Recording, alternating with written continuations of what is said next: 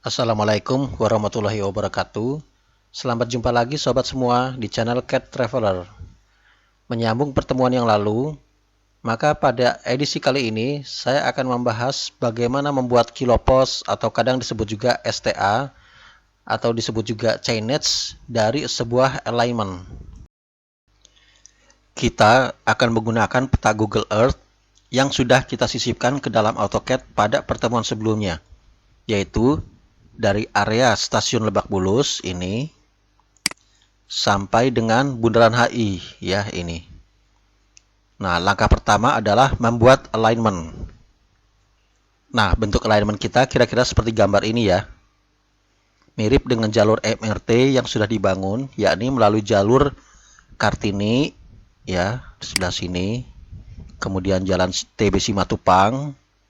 Kemudian ini jalan Fatmawati, terus sampai ke sini. Nah, ini Panglima Polim, kemudian Sisingamaraja, dan terakhir adalah Sudirman Tamrin ya, dan berhenti di halte busway Bundaran HI. Tapi ini hanya contoh ya sobat. Saya hanya mencari jalur yang mudah. Jalur MRT yang sebenarnya tidak persis seperti ini, baik koordinat pada setiap ruasnya, radius kurvanya, maupun lokasi titik awal dan titik akhirnya. Ya, saya anggap sobat semua sudah bisa membuat jalur seperti ini secara mandiri ya, yang terdiri dari kumpulan garis lurus dan busur. Pastikan Anda membuat track ini pada layer khusus. Nah, saya membuat layer ini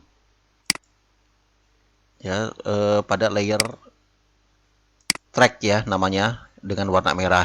Nah, ini ya layer track. Nah, ini layer kilopos itu untuk menempatkan nanti tanda kilopos dan angka-angka kilometernya. Oke, kita tutup. Ya, sebagai catatan, untuk saat ini kita masih murni hanya menggunakan program AutoCAD. Jadi belum terlibat data-data survei yang biasanya dikumpulkan dalam bentuk tabel ya, dalam Excel. Lalu kita buat alignmentnya dengan program Civil 3D. Ada waktunya nanti kita bahas itu semua pada tingkat lanjutan. Baiklah, itu tadi adalah langkah pertama, yakni membuat alignment pada layer khusus ya. Selanjutnya, kita memasuki langkah kedua, yakni mengubah semua objek pada alignment ini menjadi satu polyline. Ya, saat ini alignment kita masih berupa objek-objek yang terpisah ya, yaitu garis dan busur. Kita cek, masih terpisah-pisah ya kalau kita select. Itu juga kalau kita select ini, masih terpisah-pisah ya. Pastikan sebelum menggabung objek-objek ini, semua objek tersebut terhubung satu sama lain tepat di setiap ujungnya ya. Contohnya kita cek di sini antara objek ini dan objek ini. Nah, tepat mempunyai ujung yang sama ya. Barulah kita bisa gunakan perintah pedit join untuk menyambung semua objek kita ya. Oke, kita mulai. Berikan perintah pedit ya, ketik aja PE cukup, enter. Select polyline, tunjuk salah satu ya, saya tunjuk yang ujung ya.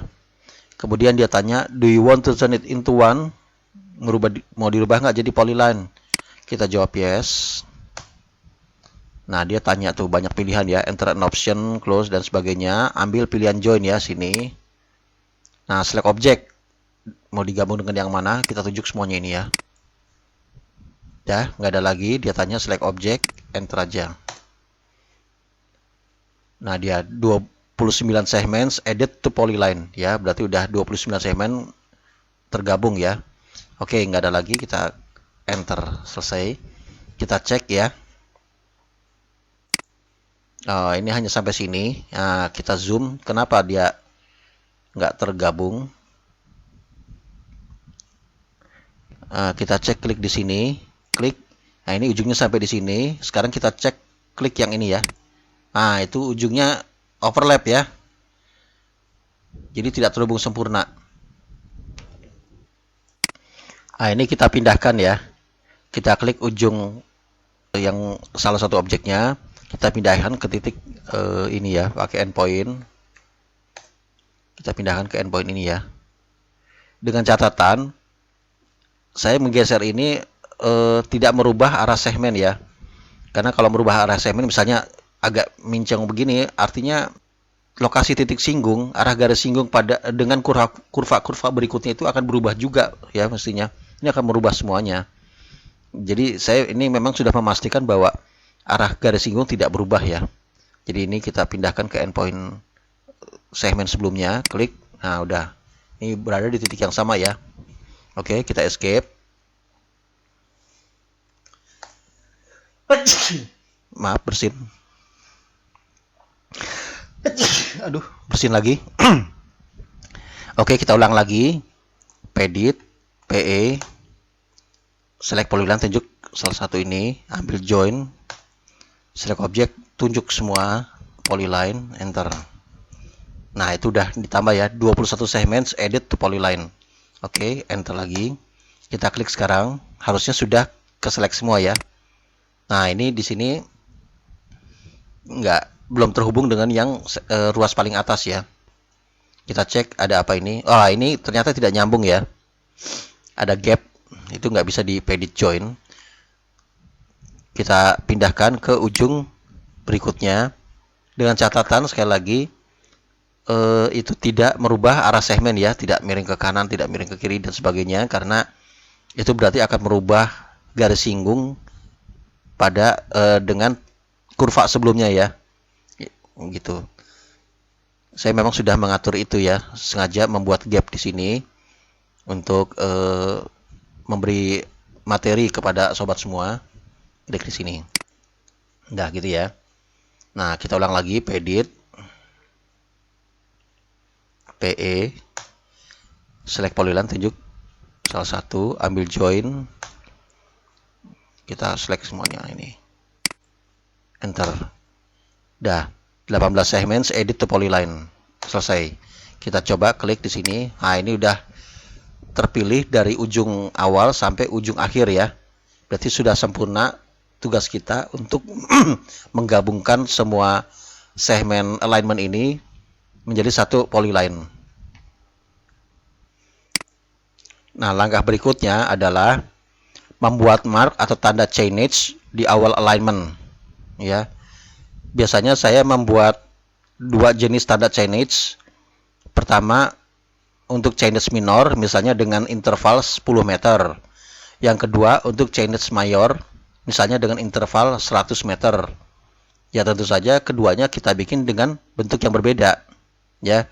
Kita bikin layer khusus dulu ya, misalnya dengan nama kilopos atau chainage. Nah, kebetulan tadi saya sudah perlihatkan bahwa saya sudah membuat layer khusus ya, yang namanya kilopos tadi ya. Nah, kemudian path ini kita offset untuk gambar bantu membuat chainage minor ya. True. Klik ya, kira-kira seginilah besarnya ya. Terserah sobat, enter. Kita bikin, pastikan layer yang aktif adalah chainage atau kilopos yang udah kita buat tadi ya. Oke. Kita bikin line dari ujung ini ke ujung ini, enter. Kita hapus gambar bantunya, erase. Nah, kemudian kita buat chainage, tanda chainage untuk yang mayor ya. Kita bikin. Nah, untuk perbedaan yang kontras, saya biasanya buat dua buah circle yang konsentris. Ambil true. Nah, kira-kira seginilah biar pembedanya tuh nyata ya, kontras. Oke, berikutnya adalah membuat teks ya. Kasih perintah dt. Kemudian kita ambil justification-nya, ambil middle left ya. Ini middle left. Middle left-nya kira-kira segaris ya dengan tanda tik di sini. Height-nya ambil 30. Rotation angle. Nah, kira-kira searah juga dengan tanda tiknya ya. Garis chainage minornya, klik di sini. Sembarang. Teksnya 0 plus 000. Itu secara defaultnya kita buat seperti ini. Enter, enter, selesai. Nah, jadi ya. Berarti semua komponen change-nya sudah kita buat. Berikutnya adalah memperbanyak masing-masing komponen ini sepanjang jalur alignment yang kita punya ya. Kita perbanyak dulu yang change minornya dulu. Array select object ini nggak ada lagi, enter. Ambil pilihan path, select path curve ini. Nah, ini kalau ngelihat ini sobat jangan nangis dulu ya. Rame begini kita karena belum atur distance-nya ya, between-nya itu adalah defaultnya biasanya saya buat intervalnya 10 ya untuk desain. Tapi kali ini kita buat 100 aja sebagai contoh ya. Enter. Nah, ini kemudian asosiatif pastikan aktif karena apa, setiap itemnya itu merupakan objek yang sama ya, yang selalu sama. Gitu ya, enter, selesai. Berikutnya adalah memperbanyak change mayornya dengan cara yang sama. Array, ambil pilihan path, nih pathnya udah, enter aja. Select path curve, curve-nya adalah ini. Nah, ini juga jangan teriak dulu karena kita belum mengatur distance-nya ya. Between-nya untuk yang mayor kita bikin 1000 aja ya. Sekali lagi ini cuma contoh, nanti sesuaikan dengan kebutuhan sobat semua. Oke, udah jadi. Ini juga asosiatif, sebaiknya kita aktifkan karena setiap itemnya ya, setiap unitnya itu merupakan objek yang selalu sama ya bentuknya. Udah, enter lagi, selesai. Nah, berikutnya adalah memperbanyak text changes-nya ya. Sama perintahnya, array select object ini, nggak ada lagi, enter. Ambil pilihan path, ini pathnya udah, select path curve-nya adalah ini. Nah, kemudian between-nya kita rubah menjadi, saya biasanya untuk text change sesuai dengan changes mayornya ya. Tapi terserah sobat, sesuai kebutuhan aja ya. Nah, udah selesai. Nah, untuk yang text changes-nya pastikan asosiatifnya dalam keadaan mati ya. Karena apa? Tiap itemnya nanti kita rubah ya, berbeda-beda tiap unitnya. Oke, enter, selesai. Nah, di AutoCAD tidak ada tools untuk membuat deret angka secara otomatis ya. Jadi setelah teksnya diperbanyak, kita harus edit satu persatu secara manual dengan perintah dd edit ya, atau ed. Enter. Nah, select annotation ini. Nah, kita rubah deh satu-satu. 1, 2, 3, dan seterusnya ya sobat ya. Sobat bisa mengeditnya secara mandiri sampai selesai ya. Nah, beginilah penampakan akhir setelah semua text changes-nya kita edit satu persatu ya. Jadi di titik terakhir itu adalah kilometer 15 plus 300 ya. Oke, berarti selesailah pekerjaan kita membuat change. Sekali lagi, dalam hal ini kita masih menggunakan full AutoCAD ya. Jadi belum memakai data survey ataupun civil 3D ataupun AutoLibs ya. Biasanya metode ini digunakan untuk pekerjaan level studi. Belum sampai DED atau Detailed Engineering Design atau Basic Design ya, yang harus menggunakan koordinat yang lebih akurat yang kemudian diekspor ke dalam AutoCAD ya. Saya akan berikan demo sekilas saja ya. Nah, berikut adalah data koordinat dari sebuah alignment yang sudah saya kumpulkan dalam tabel Excel. Alignment dari Semanggi sampai dengan jalan Galunggung atau Kali Ciliwung ya. Nah, ini ya, Semanggi, ini jalan Galunggung Kali Ciliwung. Ini ada kolom koordinat untuk X, koordinat Y, dan gabungan antara X dan Y. Ya, kalau kita mau lihat, sobat mau lihat rumusnya seperti ini ya. Oke. Kemudian untuk membuat change-nya ke AutoCAD, kita sorot dulu koordinat gabungan ini ya sampai ke baris terakhir. Nah, di sini kemudian kita copy ya. Kita copy. Oke, lalu masuk ke AutoCAD. Kita beritakan polyline. PL ya, enter. Nah, waktu dia tanya start point, kita paste kumpulan koordinat yang tadi udah kita copy ya, V. Nah, jadi ya. Oh, ini layernya salah. Ini kita enter dulu ya. Selesai polyline-nya. Ini kita rubah ke layer track ya. Nah, selesai ya. Udah otomatis membuat jalur alignment secara makro ya, berdasarkan koordinat yang tadi kita copy di Excel. Berikutnya adalah membuat chainage-nya ya, beserta teksnya. Ya, kita masuk lagi ke Excel. Nah, ini saya udah buat ya kolom untuk pembuatan chainage-nya. Ya, ini ada berapa kolom nih? 1, 2, 3, 4, 5. Ada 6 kolom. Ini merupakan perintah makro di AutoCAD nanti ya. Kolom pertama merupakan perintah teks ya. Kita memberikan perintah teks di AutoCAD. Kemudian kolom kedua ini untuk menentukan justifikasi ya. Saya kebetulan memilih middle left. Nah, kemudian kolom ketiga ini untuk menentukan incident point. Ya, karena di AutoCAD itu kalau kita memberikan perintah teks itu dia akan tanya posisinya di mana ya. Nah, kemudian tinggi teks ya. Ini saya tentukan 30.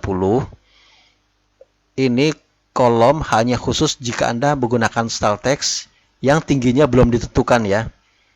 Karena di AutoCAD kalau kita membuat teks yang tingginya belum ditentukan, dia akan tanya tingginya.